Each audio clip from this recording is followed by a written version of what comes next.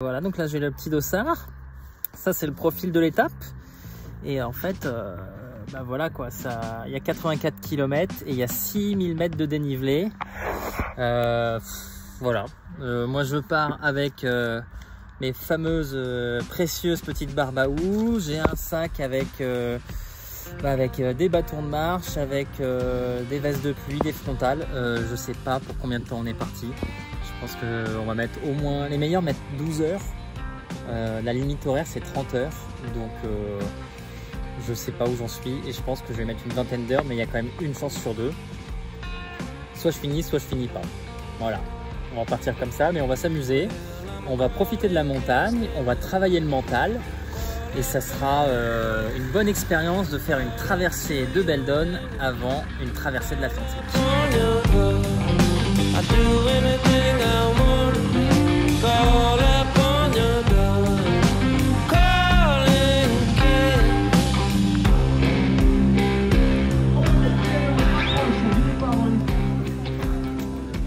Il est 6h15 et ça sent la connerie.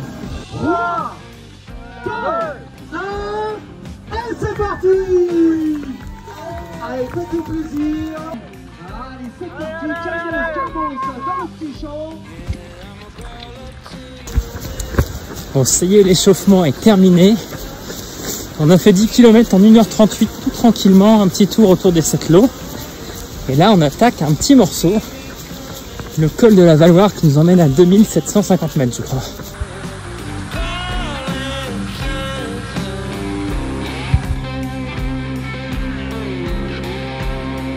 Altitude 1700 mètres et on touche un peu de soleil, ça va être une belle journée. J'ai peur qu'il fasse chaud maintenant.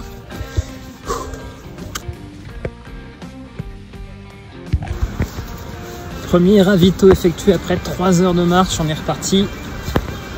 Il reste un bon 1000 et quelques pour aller là-haut.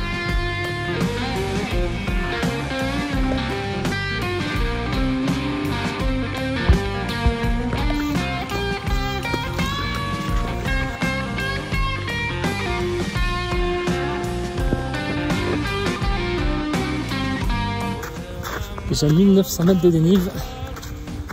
Il me reste 300 mètres pour le col de la Valloire.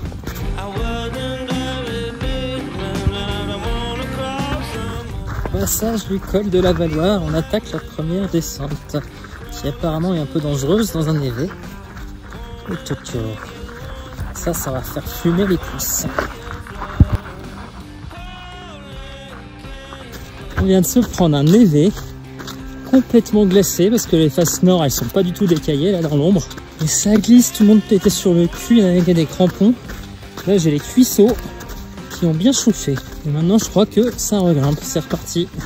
Kilomètre 19, 61, 2002 de dénive. Ouf. On en est à 5 heures. Allez, c'est l'heure d'une petite barre.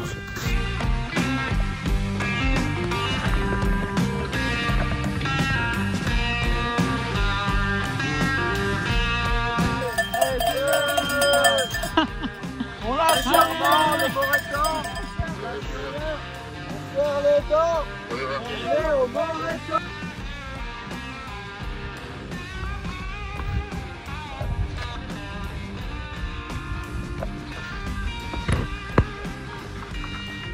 Roulant qui disait. Oh là là.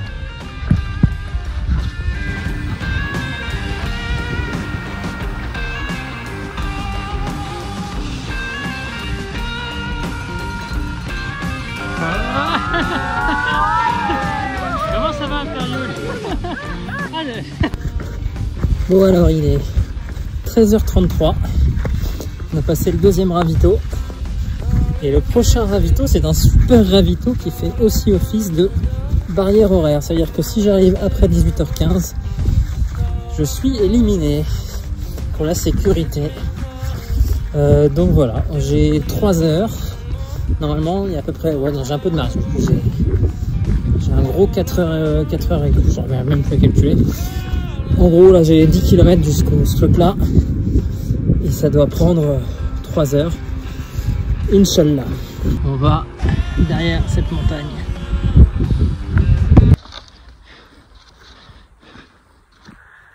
Kilomètre 31. Il fait trop chaud. J'avance plus.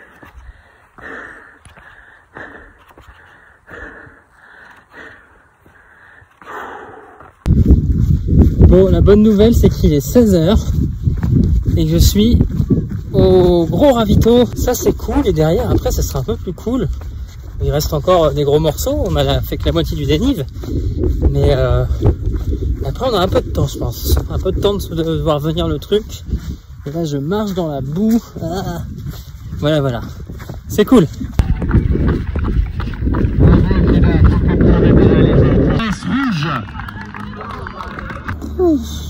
Bon, et ben j'ai changé de t-shirt, changé de slip, changé de chaussettes, j'ai mis de la graisse sur mes pieds, je suis en train de manger mon petit gâteau et je regarde l'itinéraire et il reste un gros morceau, hein, il reste un morceau de 17,5 km avec 1005. Ouais. Il va falloir pas mollir. Je fonctionne en tronçon. Je ne regarde pas la distance au but, je me mets des mini buts. C'est hyper agréable. On n'a pas trop le choix. Jusqu'au prochain ravito. T'es en bas tout à l'heure là. Et 750 mètres, ensuite on redescend. On s'en recogne 1000. Et après on redescend sur le prochain ravito. Avant 2 h du mat, sinon on est hors course. Et je pense qu'on y sera vers, je sais pas, 23 h. En tout cas on va faire une grande nuit. Je pense qu'on va faire 24 h. Je pense qu'on va faire une nuit entière en montagne. Ça c'est très très cool. Bon bah là on est au paradis du trail. Les petites crêtes, les petits soleils. C'est magnifique. Bon et bah apparemment on descend 600 mètres par là-bas. Et on remonte là. On traverse toute la montagne en face. Tu m'étonnes qu'on va mettre encore 6 heures. Bon ok, j'ai pris le temps de cueillir des myrtilles. Elles sont trop bonnes. Bon, 12 heures de course. C'est l'air d'une petite baou. Je prends une baou toutes les heures. À part au début où j'ai attendu 2 heures avant de prendre le moindre truc. Pour l'instant ça se passe bien. Je prends des petites compotes aussi dans les petites compotes baou, les petites purées. Purée framboise, purée pomme. Et je prends ça que dans les petits raidillons. Les petits coups de cul. Et pour l'instant, ça se passe très très bien. J'ai aucun problème au ventre. Et je me sens en forme.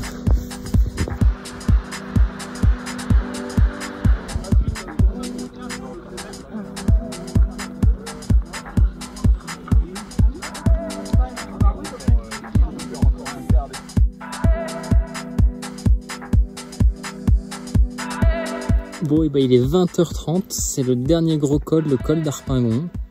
Il reste 400 mètres de dénivelé, le soleil se couche et je suis très très heureux de faire une nuit en montagne. Il y a une sorte de silence, de calme, c'est incroyable. J'adore. Mes petites frontales s'allument. Bon, on vient de passer les 50 km, donc à partir de maintenant, c'est mon nouveau record. Et alors dénivelé, je t'en parle même pas. 4500 mètres de dénivelé, j'ai jamais fait autant. Voilà. À partir de maintenant, c'est que du bonus. Donc il y a de gérer et d'arriver demain matin de l'autre côté. Oh, c'est bien fait, en plus l'organe nous prévoit la pleine lune. 21 h 30, on a passé le dernier gros col. Et c'est vraiment magique, il y a toutes les petites lumières qui descendent. Là, il reste 5 km pour aller au ravito. Et devant, c'est vraiment rigolo. On voit tous les petits points qui avancent dans le noir. Bon, et ben c'était l'avant-dernier ravito. Très mal au mollet. Mollet gauche, tous les tendons. Et j'ai un petit doigt de pied qui me rentre dans le pied. Et ça fait hyper mal. Là, je viens de faire 5 mètres, ça tire de partout. Il reste 14 km avant le dernier ravito. Et ensuite, il restera... Bon, je sais plus. Ouais, avant, il reste 30 bornes, 29 bornes. Ciao. Bon, il est 2 h. On vient de se taper un col à la con. Le col de la Perche. J'étais à l'arrêt. Et là, changement de programme un peu. Il y a des orages un peu. Pour l'instant, ça vient pas sur nous, mais je suis pas hyper serein. J'aime pas les orages. Surtout en montagne. Bon, on vient de passer le col du Grand Chat. Il y a du vent, il fait froid.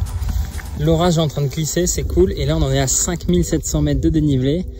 Il reste plus que 10 km de descente. Dernier ravito.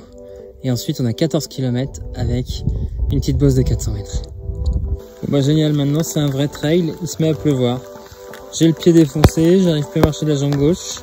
Il me reste 24 km et il pleut. Voilà, on est bien, il est 3 h du matin. Je retire ce que j'ai dit, il y a des orages partout, c'est la merde. Je suis planqué sous un arbre, c'est nul. Voilà, je vais peut-être mourir.